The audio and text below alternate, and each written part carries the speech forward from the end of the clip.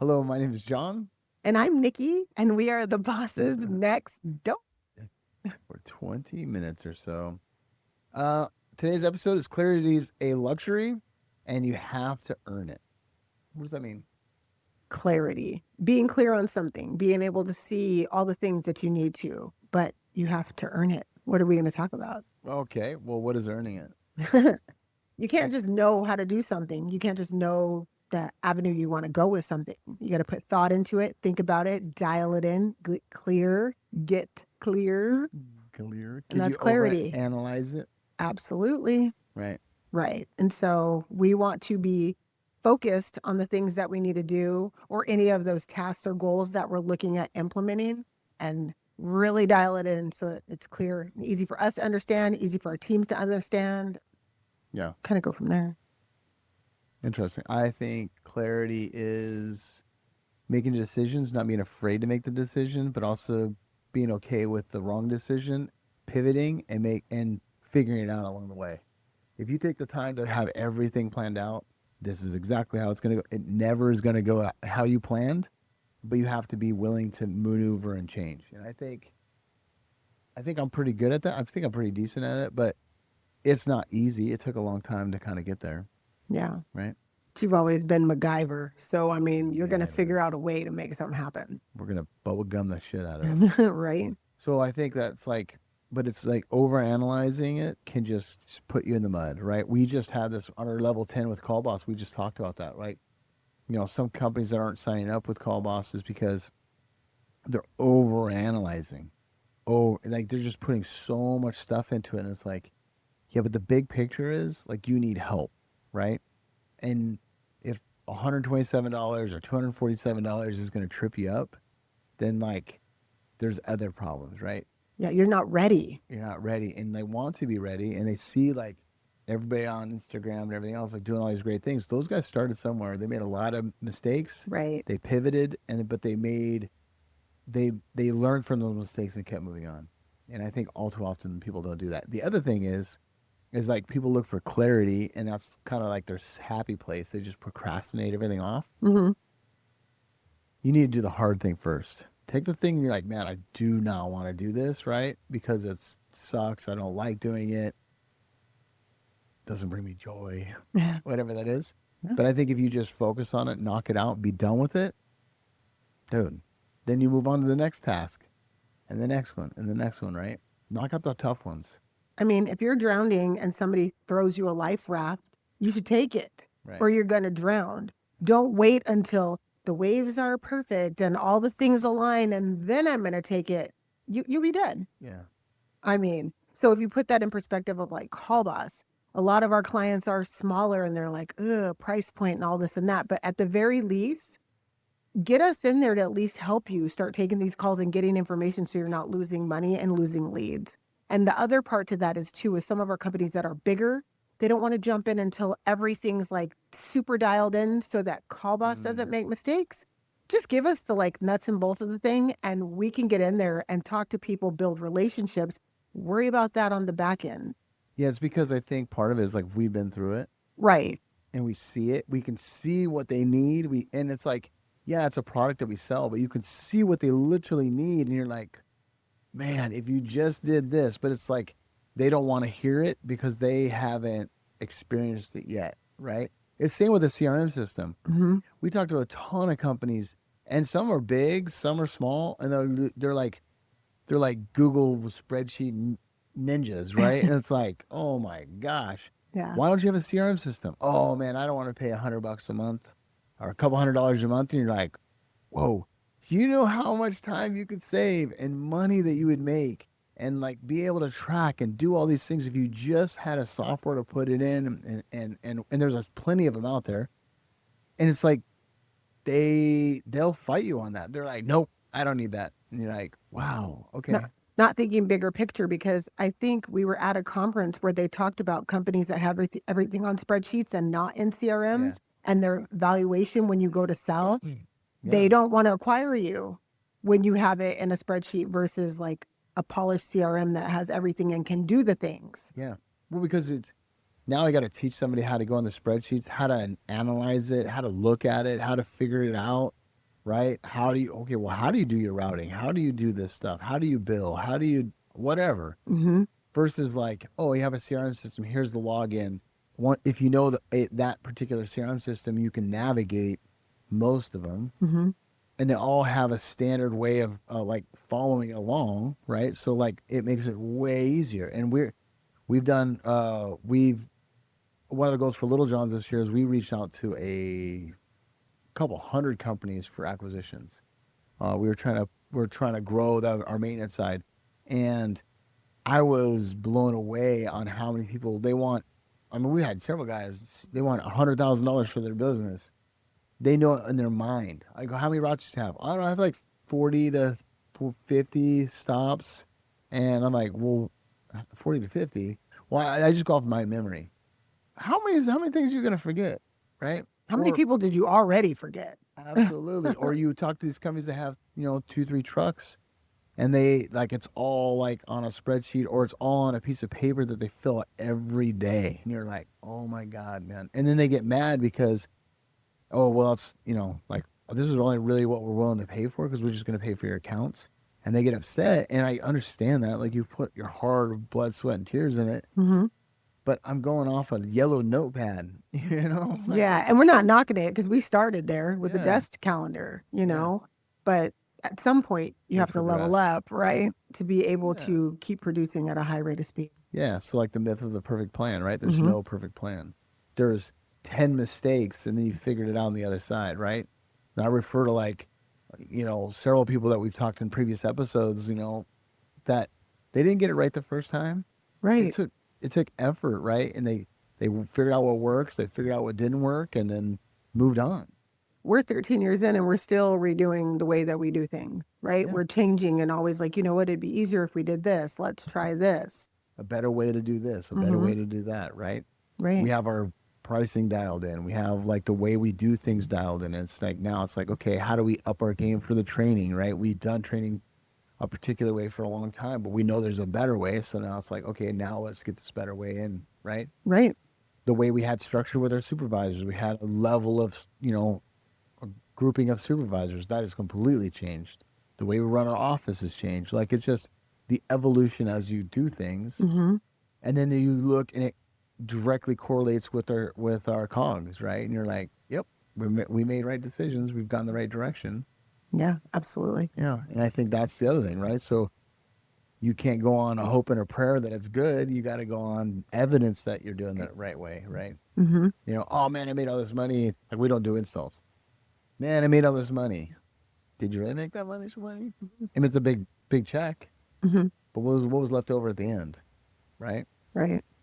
So like nothing is perfect. You always have to be able to willing to move. You always have Right. to be focused. You can't like procrastinate. Like you said earlier, like you're just overwhelmed, right? Yeah, I said waiting for clarity is just disguised procrastination. That's right. So, And so sometimes we're like, oh, I have so much work. Okay, well, how are you going to get through the work? You're going to delegate and like give clear understanding of what's going to happen. And now understand if it's something you're going to delegate one time, it's different than if you're going to delegate all the time. If you're going to delegate all the time, it's going to take time to show the person, make sure they understand it completely, have a simple process written in place so they can do that, week in and week out. mm-hmm. But once you get it off your plate, it's off your plate. We're working on that with payroll right now. Yeah, man.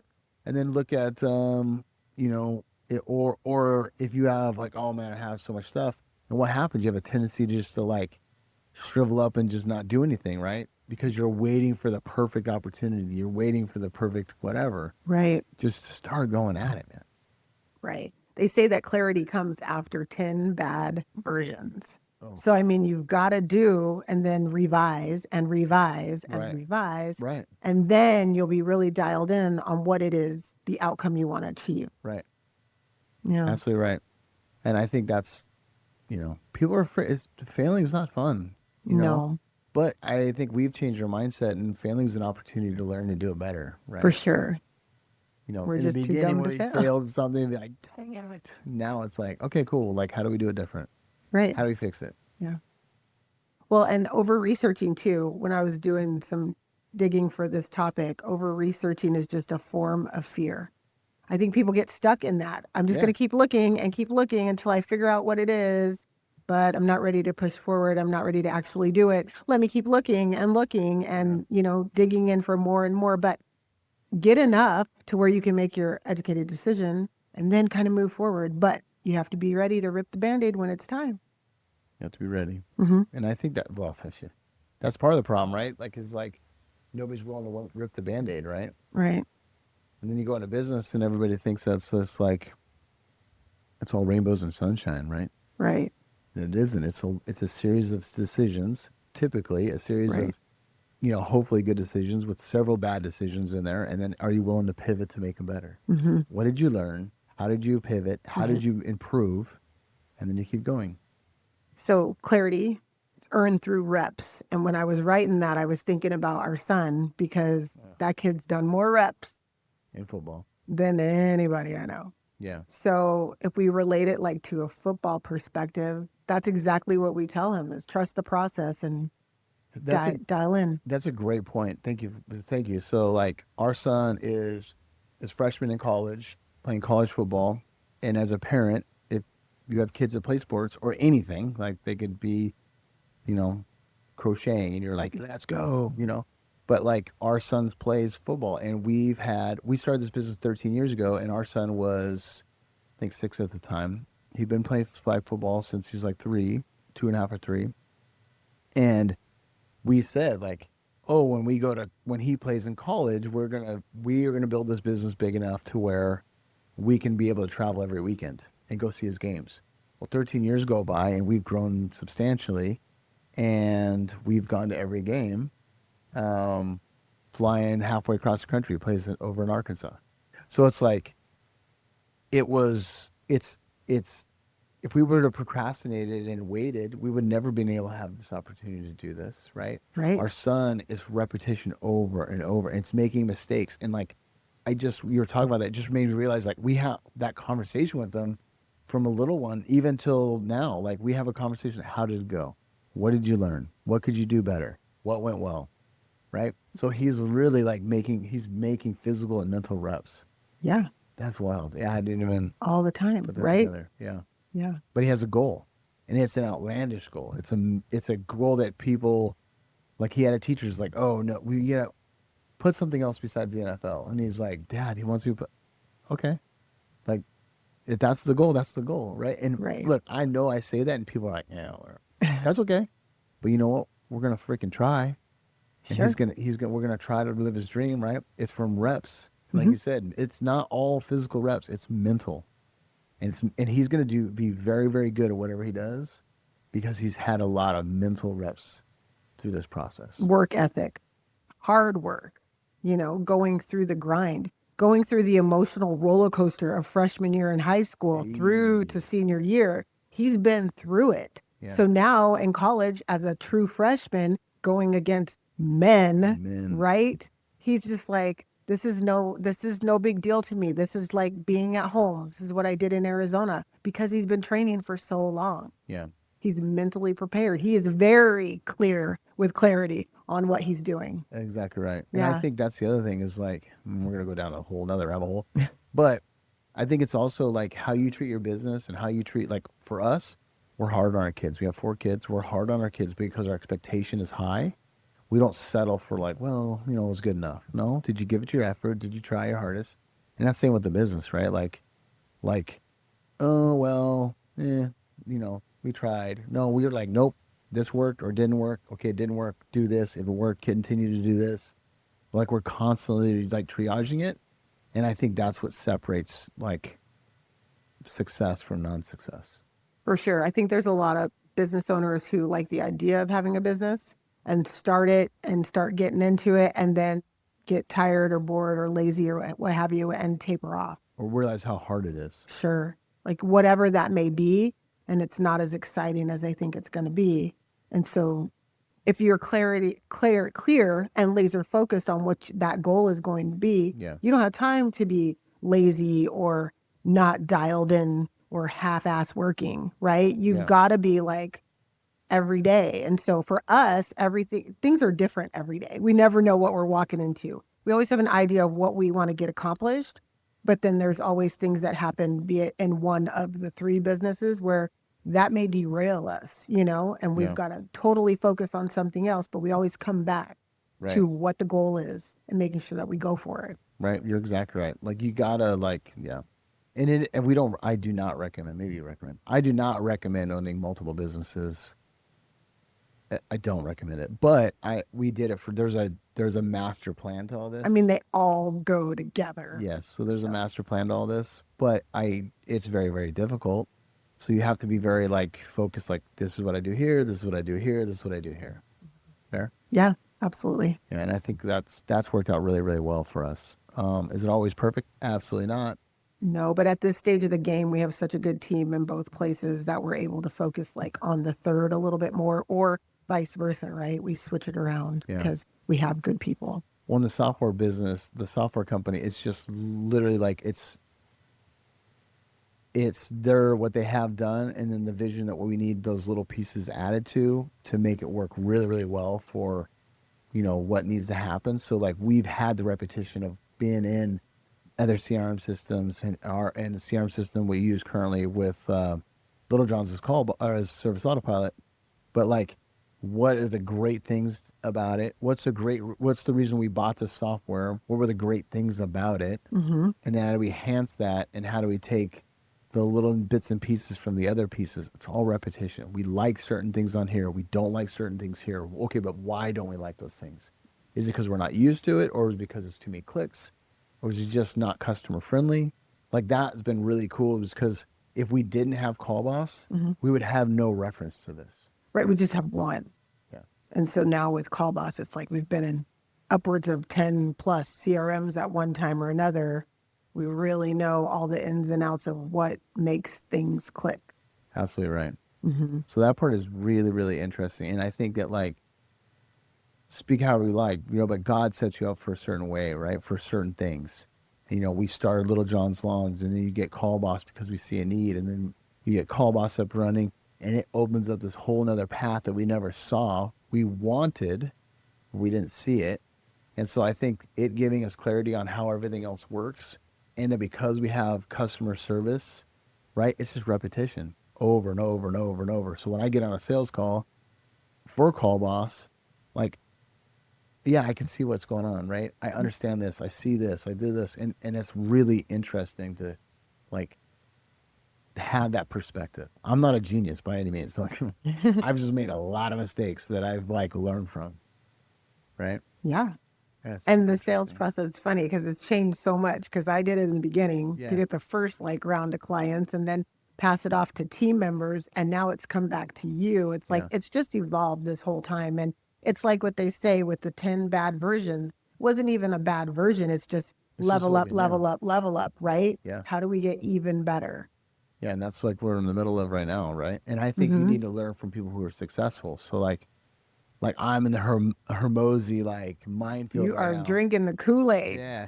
But I'm learning, right? I want to know as much as possible. I want to understand it. I want to know like the goods, the bads, and different. And what's interesting is like we hit a dry, I mean, full transparency, we hit a big dry spell with Call Boss. Mm-hmm. And we are building, like, for example, one of the many things we're doing, like, we're building 50 videos a week, every week. And we're just this process. What works, keep. What doesn't work, get rid of, and rinse and repeat over and over and over. And we're starting to get traction. Yeah. And it's like, okay, that's Yeah. cool.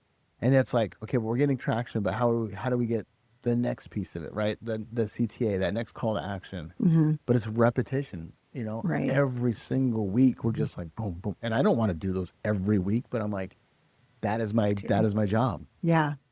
I mean, and you've gotten so much good information from the Hormozy events and the books and all the things. So implementing it, right? Finding the time to implement it. You've made time to do that so that we can still be clear on the goal and get to the next level. Yeah. Mm-hmm. Good job to you. Hey, Yeah. but it's because I mean, if you're going to grow a business, you better be prepared, because like I don't want to see anybody fail around us, and I Right. want to give everybody the opportunity. We all want to grow.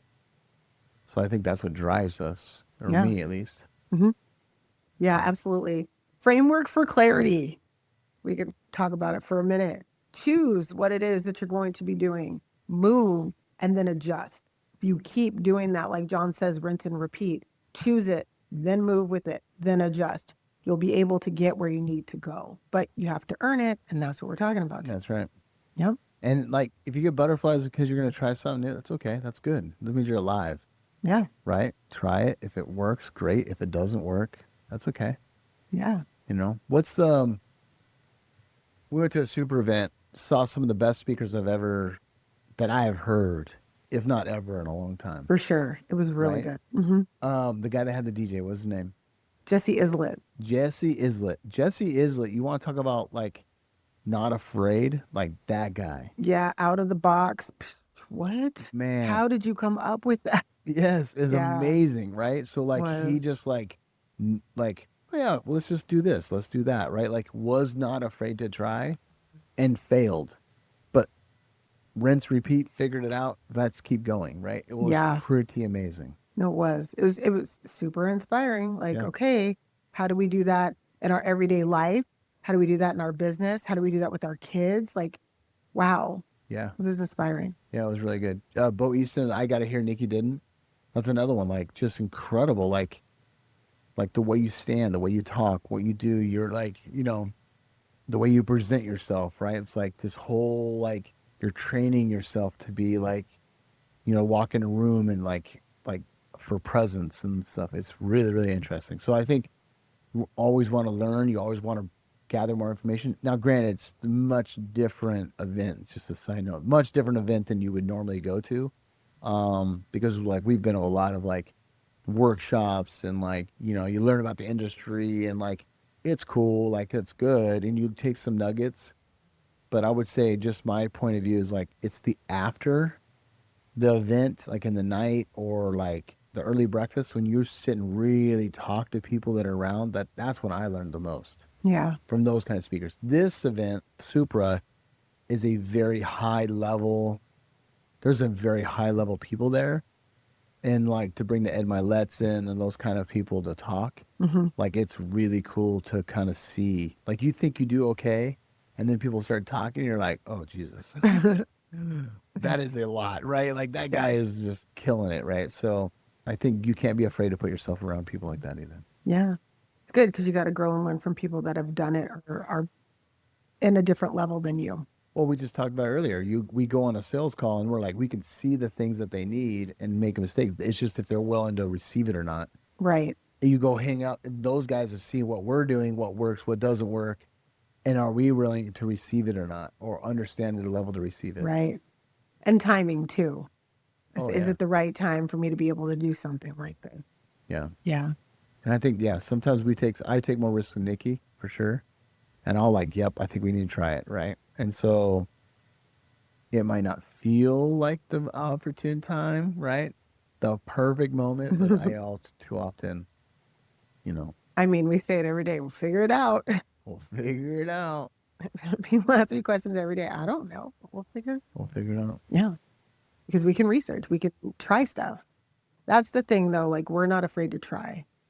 No, you can't be. We have too big of a staff between everybody Mm-hmm. from all the companies. We have too big of a staff to like, just, you know. We're done. That's not ever going to happen. But No. no, we wouldn't ever just be like, we're done and we're out. It would be a transition and we'd definitely make sure everybody was taken care of and we still wouldn't be done. I think we'd still in some capacity be involved. Yeah.